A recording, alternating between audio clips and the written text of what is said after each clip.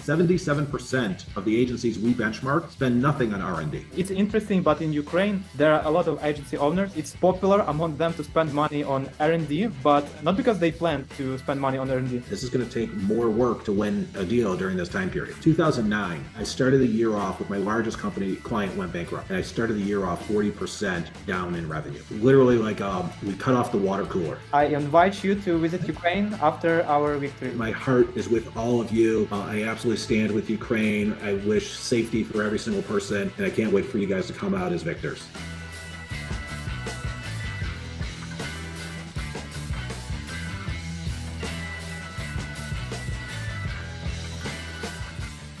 So we are live in our first ever Ukrainian CEO podcast episode. And today I'm honored to introduce my first guest, Jon Morris, founder of top performing marketing agency, Rise Interactive, which was acquired recently. Hello, Jon, and thank you for coming. Thank you so much for having me. Really excited to be here. So, Jon, could you tell, please, a bit more about yourself?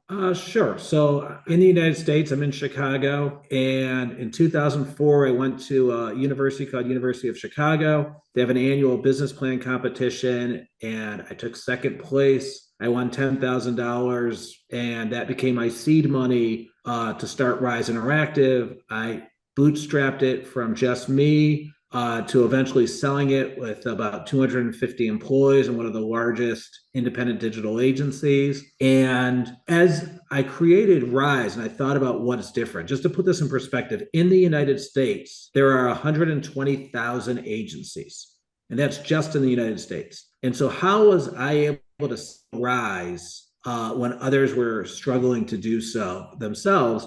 And I realized that a big part of our secret sauce was how we did budgeting and forecasting. And so I wanted to help other agencies, have the success that I had, and ideally even greater success. And so I built a philosophy or an approach to budgeting and forecasting. And then I built technology around it and a series of services that support that technology.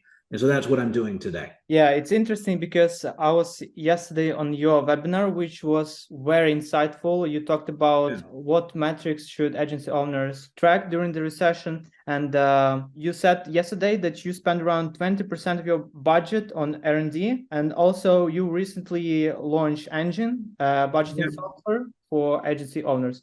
Why are you doing this, spending this much more of money on R&D, and can you tell us a bit more about Engine, please? Yeah, absolutely. So Engine is our budgeting and forecasting technology. I've been working on it for the past year and a half. And, the reality is to build a technology product is expensive and it's time consuming. We have 8 dedicated to making this technology incredible. But if you think about your number one sales goal, in my opinion, your number one sales goal should be never to lose a client due to performance. And I don't care what business you're in, you always have a huge amount of competition. And so by investing in R&D, you can make your product and service better. And so that way you can do a better job of keeping your existing customers. And it also will help you win new customers because you've innovated and you made things better. And the part that I'm sure you saw this in my presentation yesterday,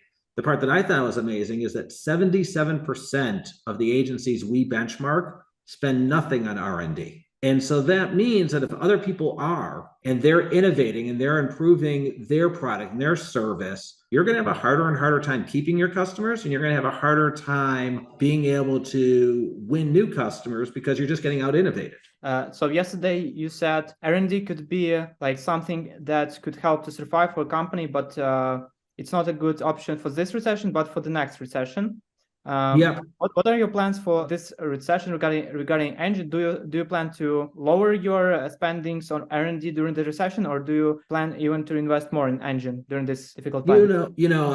My plan is to continue to spend what I'm spending on Engine. So, we plan on keeping the same size team throughout the year. I have a lot of ambition, and I personally would love to figure out how I could fund a second team. But right now the financials don't allow me to do so. So I'll be sticking with the one team I have. That being said, it goes into alpha in 12 days. So, we've gotten our first customers to start signing up. And if our revenue projections exceed what we think, then we'll invest more.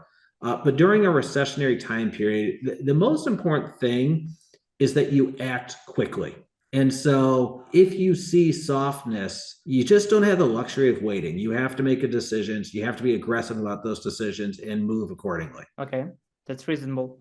And like it's interesting, but in Ukraine, there are a lot of agency owners, and it's popular among them to spend money on R&D, but not because they plan to spend money on R&D, but just Yeah. because they didn't manage to find a new customer. So their main customer left them, and they have employees, and they have to pay them salary, and Yeah. give them any work. They just like launch new startups. So originally, there for example, they are IT outsourcing company, and they start doing some startups. And usually, it's not even improving their main company. It's like separate project. Yeah. They're just the purpose, like to give some work to their employees. And sometimes it works, and sometimes they manage to build like separate business. Yeah. My question is the following: like if there is an agency owner and he wants to start a new product, a software, should he keep one budget for both projects because employees from his agency are working on the product, or should he have two separate budgets? So, a couple things. One, the first thing I generally recommend is that if you're going to do something, don't spread yourself too thin and don't try to create multiple companies. My passion happens to be soccer, and I would love to start a youth soccer club and have a whole vision for like a technical soccer training program. And I've tabled the idea because I got to focus on Ramsey, I got to focus on Engine, and that's where all my time and energy goes to. The second thing is if you're going to do something, do it right.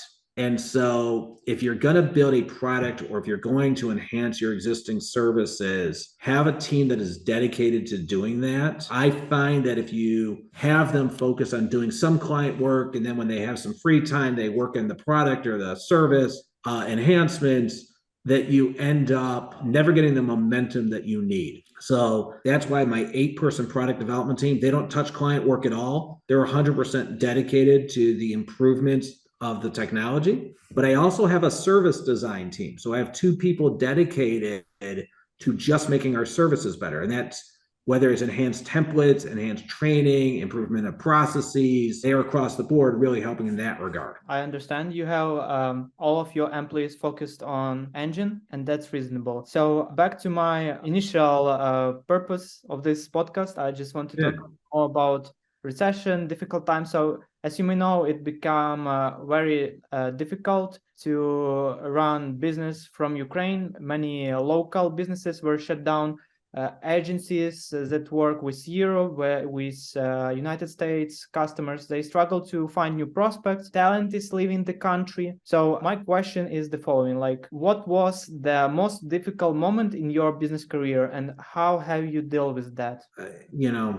I have to think about that. Look, I've dealt with lots of different recessions, and I've dealt with lots of different challenges that come up in different areas. But it's sticking with the recessionary time period. 2009, I started the year off with my largest company client went bankrupt, which was a recessionary time period. It was in the financial industry, and I started the year off 40% down in revenue. So one of the things I did is I cut everyone's salaries by 10% while we focused on acquiring new customers and growing the business.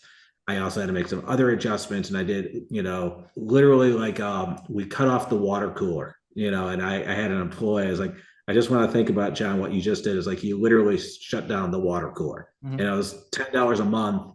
But the idea is that I really was focusing on what do I need to do to keep the people as much as I could, and what were the tiny little things that I could do to make cuts to adjust the costs accordingly. We ended up flat that year. I call it my asterisk year because we had double or triple digit growth every single year at Rise, except for 2009. And so, that was without a doubt one of my more challenging moments of running a business. What I would generally tell people is there's 2 things that you have to think about in a recession. So the first thing is you have to be analyzing your pipeline, and you have to think about when you see softness in it, that you have levers that you can pull to increase the leads and increase the volume that's coming from it. On the flip side, you also have to manage your costs incredibly well, and you have to make tough decisions. And those tough decisions, whether it's reducing everyone's pay because you want to try to keep the whole team together, or letting go of some individuals and keeping the core team, that you have to be willing to do that in order to thrive during these tough time periods. And now I have a question about pipeline. You mentioned about this. So starting from 2023, and it's not only Ukrainian agencies are facing this, but it become harder to acquire new customers. And like currently the deal life cycle, like if previously for certain agency, it was like 2 months, right now it could be like 6-8 months.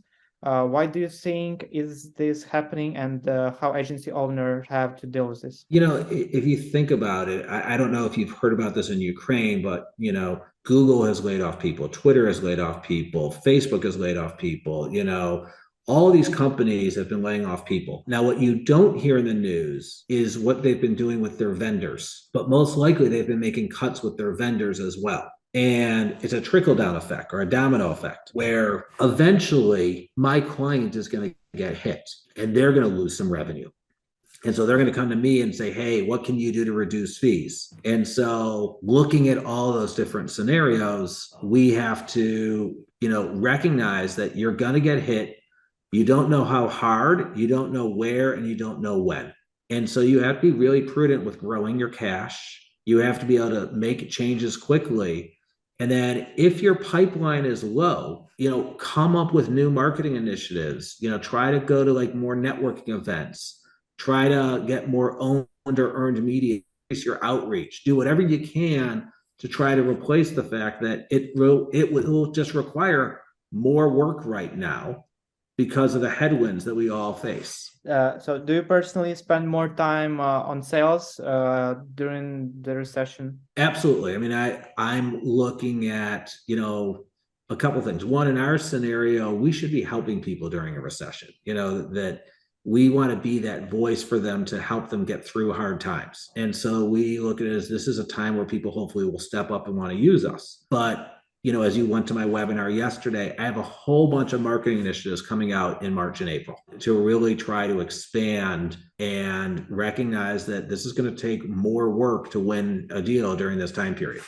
So to summarize, like if someone is starting an agency right now, maybe it's an entrepreneur from Ukraine, like even if this is a recession, maybe it's not a blue ocean and it's pretty competitive, you should push on sales. You shouldn't just sit and think everything will come to you. You just need to push on sales and work more during this time. Yep, absolutely. Okay.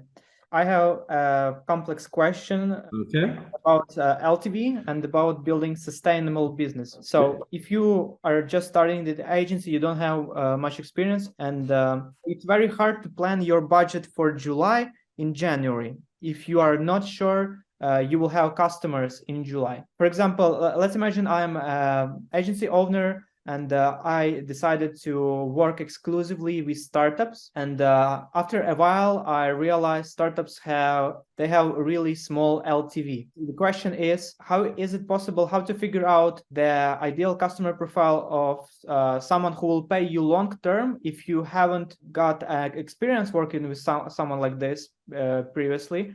And you don't have any hypothesis who it could potentially be, because all of the time previously you was working just with startups. Yeah. So, I mean, ultimately what you have to figure out is where's your value proposition and who does it resonate the most with? If you take my business, I only work with agency owners.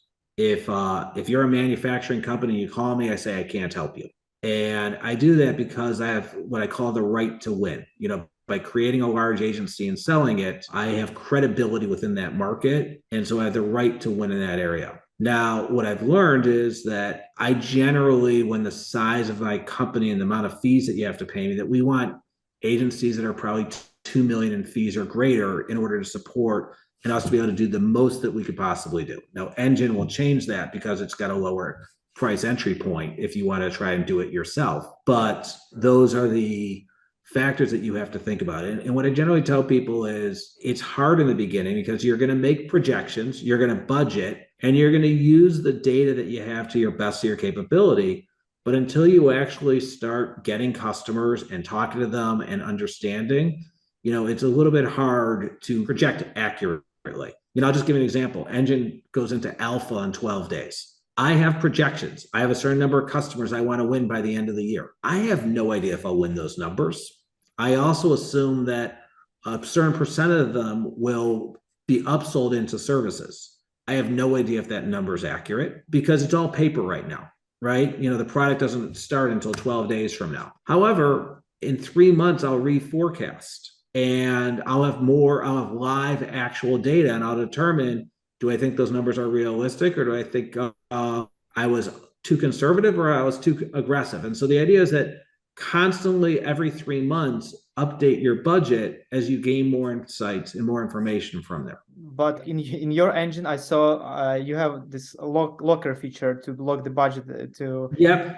Do you think sometimes you can change the budget in the process? No. So the idea is that you lock the budget and it creates accountability. Mm-hmm. Okay. But once you lock it, you then start a reforecast. So there's always a work in progress budget you are working on, so that you know what you originally set out to do, but now you're smarter. You got some real data, you have live data, you have actuals, and so your forecast will be a more accurate reflection than what your original budget was. And then you'll lock your forecast. So we recommend quarterly forecasts, as a capability. Also, I was triggered by you said by building engine, like some of your customers will have a cheaper option to start working with you.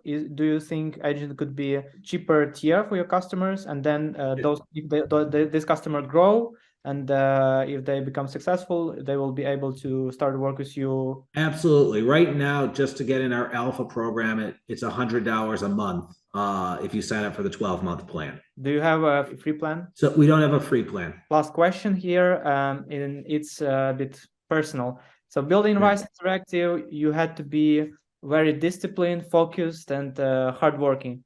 What habits help you to be more productive, and how you heal up? How do you rest? Do you do sport? So there's a couple of things to say. One, try to do a few things really well, as opposed to trying to do a lot of things somewhat well. So I was very focused on doing a few things incredibly well. The second thing is, one of my mentors said to me that, there's 3 elements to life. There's work, there's self, and there's family. You get to pick 2. So I've gone all in on my family and I've gone all in on work. I probably don't treat myself as well as I should. I socialize with my friends as much. I don't go on trips. Like with all my friends, I really focus on work and family. Now I combine things where, soccer is a passion of mine. I coach my daughters in soccer, so that's how I get some of my personal passion into my life. That being said, also focus on building a great business. Don't worry about the exit. Don't worry about selling the company. Just focus on, I used to run a lot of marathons. And when you do marathon training, it's 18 weeks. And your first long run is 6 miles. Obviously, the last one's 26.2. What we focus on is a long-term horizon. So rather than weeks and miles, I thought of it as years and dollars. And so it's like I had a 20-year time horizon to building Rise, and a year time horizon towards building Engine. I want to build something special. At the end of the day, I want to help agency owners have a better understanding of their finances and spend their time and money more intelligently. If every quarter I make that better and better, the outcome will be great, for me personally, but, I care more about the customer right now, and I care more about the employee than I care about myself. I said it's the last question, but I really want to, I really want to ask one more. What is your mission? To help 1,000 agencies thrive like they've never thrived before. That's what we're really setting out to achieve. And when I get to 1,000, I'll come up with a new mission, but that's an achievable mission. And it'll be really cool to know that we changed the lives of 1,000 entrepreneurs. It'll be really cool to know that we helped them create hundreds, if not thousands, or hundreds of thousands of jobs. And so, that's what we're really setting out to do. Great. And I think that's it for today's podcast. And this was extremely insightful. And I'm happy that you were able to find some time for our podcast today. and wish you good luck with Engine and Ramsey Innovations. And I invite you to visit Ukraine after our victory. So you said you don't do trips, you don't travel, but I think that would be a trip I would love to do. And what I would also just say is, please, everyone listening to this, know that my heart is with all of you. I absolutely stand with Ukraine. I wish safety for every single person, and I can't wait for you guys to come out as victors. Thank you for your support, for your words, and thank you to US for all of the support you're giving us. We will never forget it. Excellent. And inviting you to come to Ukraine. I look forward to being there. Thank you so much.